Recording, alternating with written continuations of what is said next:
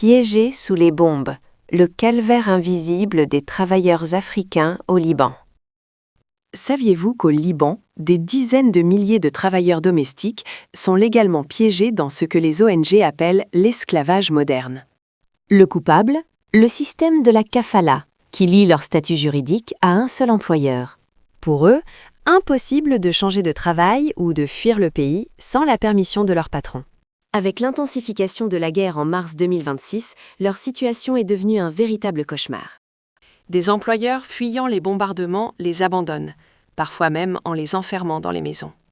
Beaucoup se retrouvent à la rue, sans argent, sans papier et sans aucun moyen de survivre.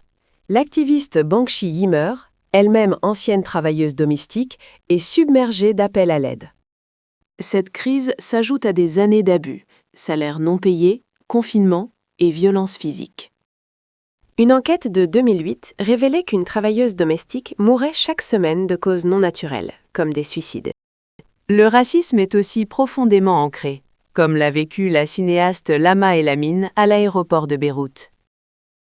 L'agent lui a crié « Hé, toi, l'Éthiopienne, tu n'es pas dans la bonne file !» Le président Joseph Aoun s'est excusé, mais a admis qu'aucune loi antiracisme n'existe au Liban.